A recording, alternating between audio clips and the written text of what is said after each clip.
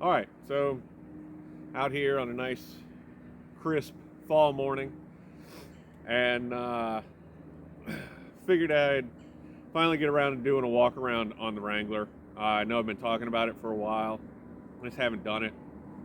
Allergies have been kicking my butt this year, and I haven't felt like doing anything because, you know, your head's stuffed up, you got tons of pressure. You know how it is. Alright, so what I got is a 2010 JKU with just a crispy touch under 90,000 miles, like a couple hundred under 90,000 miles. Second owner. And I've had the truck for, I don't know. You know what? I was thinking about it this morning, and I bought it. I know it was in November. It was right before Thanksgiving. The truck was around 5 years old because it still came like factory certified warranty, so they've got to be under like 5 years. Oh, probably 2015 is when I bought it. Yeah, I've done some stuff to it, and some of the stuff now that I've moved is probably unnecessary. I'm from southeastern Virginia, and so a lot of the stuff I did was to prevent heat soak. And now that I've been up here for a year, it's a bit chillier and cooler, and I think even in the summertime I probably will have a lot less issue with heat soak, but we'll walk around it, go over some of the things I've done, maybe some of the things I'm planning on doing, and we'll get an idea of what's going on. So let's get the camera and see what we can do. Alright, so start at the front end. Gonna get a better front end. Here we go. Woo! Okay, we got some LED KC lights. I forget what they are. They're not, I know they're not the DOT approved ones because in Virginia for state inspection, I thought I had bought the DOT approved ones, and these are not. But they're a pretty nice light. You know, I think that really is the only thing I can complain about, is they did not put a stainless steel trim screw in there, and evidently I have not been smart enough to replace it with a stainless steel trim screw. And I will never get this thing back on. We will do that later. Factory fog lights with LED uprated bulbs. This is a metal cloak front bumper. and I did not put that on there. The previous owner did. This is how I got it. This is about the only aftermarket thing. They didn't put the winch or anything on. They just put the bumper on. I've got a Factor 55 shackle point, worn VR10 winch. That is a little sad looking. I know it's got a lot of green growing on it, but it's been a good winch, and it's, you know, it's well worth what I've done. Rugged Ridge hood vent system, or system panel. There you go. JW speaker lights. These are not the heated LEDs. I kind of wish they were, but again, ordered something and just didn't order it right. That's all. Different hood latches. These are starting to corrode a good bit. The aluminum's giving it up on them. Well, not really giving it up, but the aluminum's seen better days. Let's see if I can pop this hood one-handed. And yes. Oh, look, you can see my my Smitty-built rack there. Actually, it's not even a Smitty-built. It's I think it's Barricade or something. It's like the clone of a Smitty-built. Great and powerful 3.8, because it is a 2010, so the 3.6 came out the next year. I have had to replace the alternator. That's the only major component on here. I did a tune-up when I first got it, because I got complete service records, and I noticed the spark plugs and the wires have never been changed, so I went ahead and changed those. I was doing brakes and ended up having a line bust, so I got some stainless steel lines to put in. You can see, replace those two. And the cooling fan had to be replaced because it locked up on me. Let's see here, what else we got going on? Got a dry panel, supposedly high flow filter. I don't know, it wasn't much more than a regular paper filter, and I kind of like those things. There's my winch solenoid. I added this fuse panel. I think it's a 6 circuit or something. I can't get it. I'm not going to open it. That's a basic fuse and relay block. Added it for all the extra bits and bobbles. My lovely battery cables and whatnot. Optima battery. And I don't know if it'll come in on the screen or not.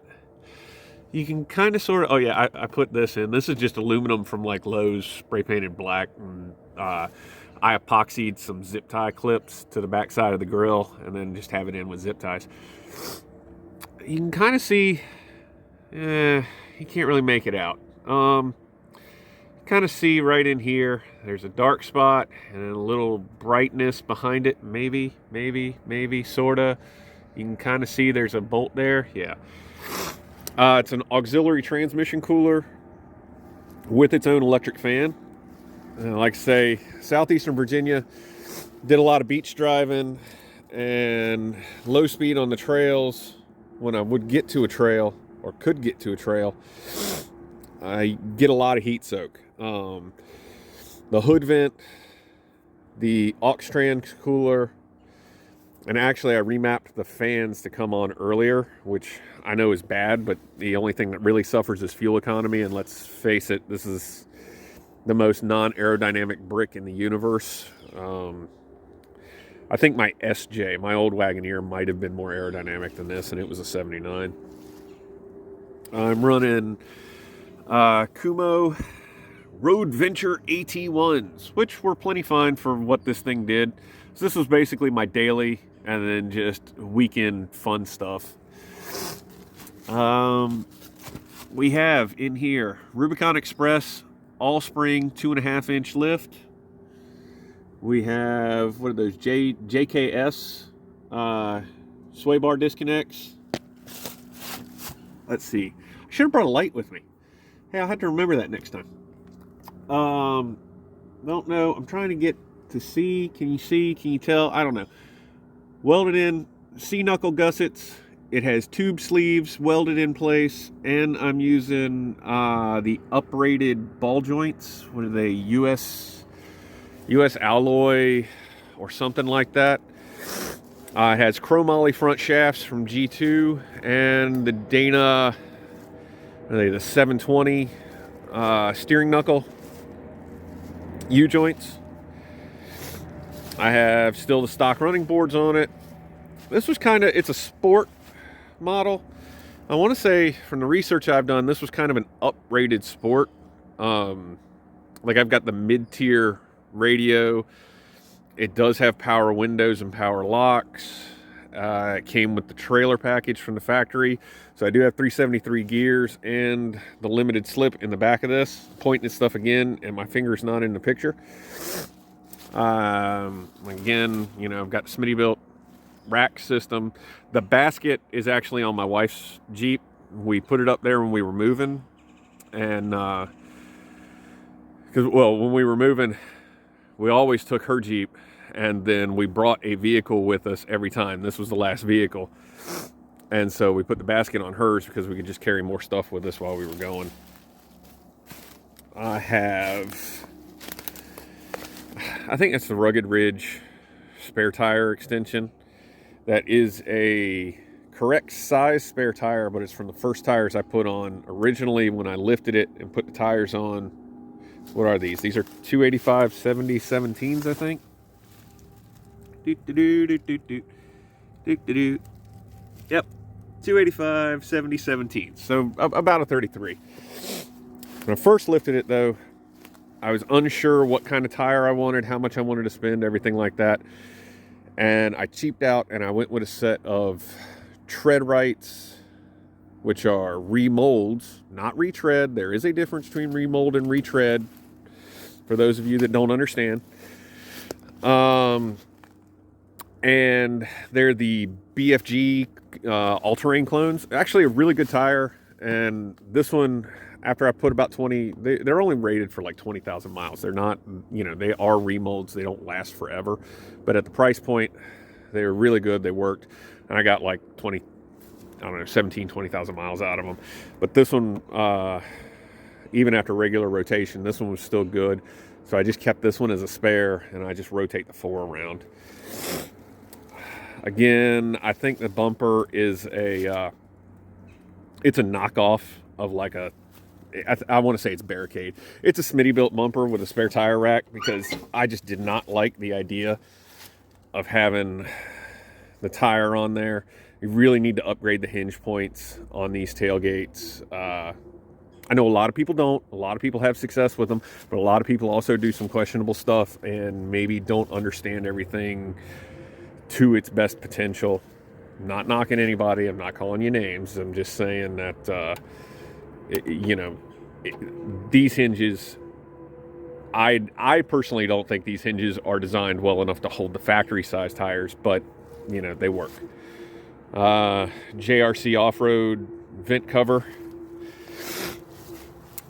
And what I don't like about any of these is they put the trailer plug way down here. And it's obviously a bad drag point. I have to take this bumper off soon anyway.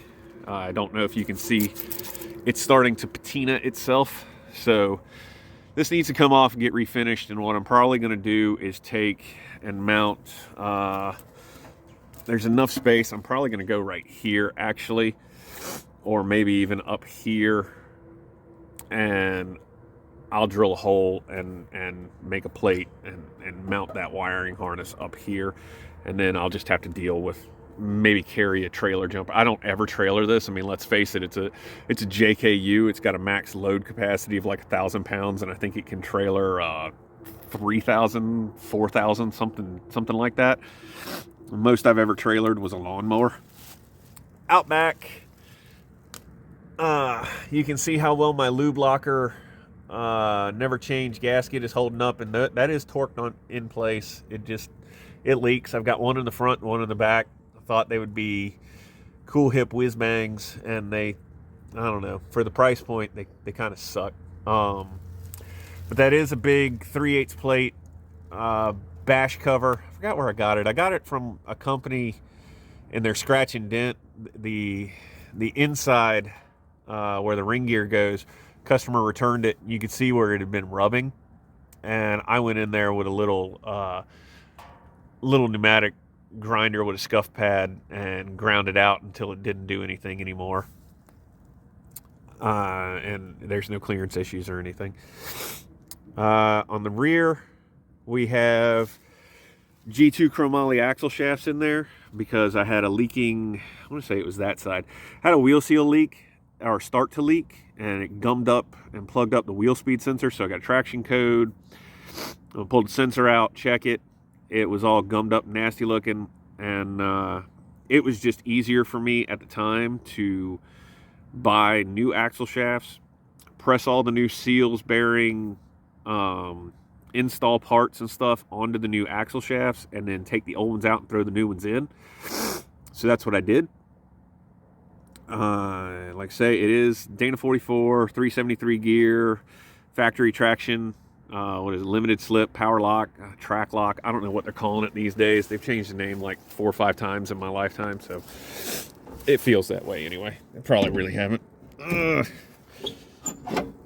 see. Again, this is held up really well. It's not bad. It works. It does what it needs to do. Obligatory fuel cap door, because you got to do that. I guess it's like a requirement. Inside, not much going on. It's pretty well stock. This was originally a soft top, and this is a genuine Mopar, brand new, like 3-year-old hard top up here. I just got tired of dealing with the soft top. This is an old Super Chips tuner. I do not really use it for performance in any way. I I changed the fan cut on temperature, which I need to change back. And I use it I turned off TPMS, recalibrated for the tires, and I turned on factory driving lights. The headlights come on all the time. Original owner installed this. This is Daystar, pretty sure it's Daystar, but Daystar tray thing. I don't know what it's called. If you saw my video with the advanced adapters cable, custom transfer case shift knob, I put in the Daystar switch panel. I've got my KC lights, my transmission fan, my winch control, and then this is just extra. I don't have anything hooked up to that yet. And the winch controller is the worn winch controller, like low voltage on-off controller. Good quality Jeep doors, they're hollow. Quadratec mats, front and rear, not much back here. Emergency bag, got some bungee cords, got some stuff under there, got some recovery stuff in here for when I need it. I used to keep my high lift on here, and then I had to rebuild it, and then I had to use it for other vehicles, and I took it out and just haven't ever put it back. Thinking about maybe getting a cage set up in here. I really like the I don't know who makes them anymore, but I think Poison Spider used to make them. A couple brands did. But pretty clean overall. I mean, it's dirty as hell. I gotta physically clean it. No rust, no rot. There is a little surface rust forming in a few spots, especially where like the bumpers have rubbed, and just little odds and ends, things like that. Overall, it's been a pretty good little Jeep to me over the years. Just trying to decide what I want to do, where I want to go.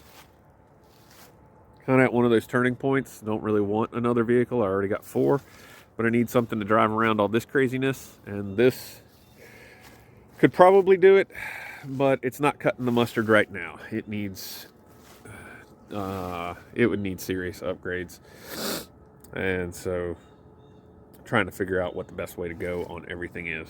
But yeah, that's the walk around on the Wrangler.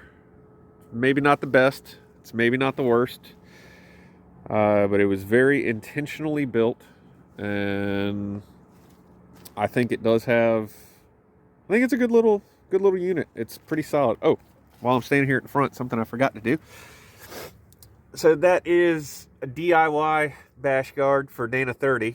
Nothing super fancy. It's a couple Dana 30 diff covers cut up and welded together, and then overlaid on the actual Dana 30 diff cover. And when I rebuilt the steering, I used the full Moog system, so it's all greasable Moog. I like that stuff. It probably could use an axle truss. Well, no, it probably couldn't use an axle truss, but it doesn't need an axle truss. I might put an axle truss on there one day just because I think it looks cool or whatever. Anything else to say? Not really. Just what it is. Trying to get my head clear out. It's a nice autumn day. Look at those colors. Middle of October right now. But one day I'll have something and I can get a little bit further up that trail and start going.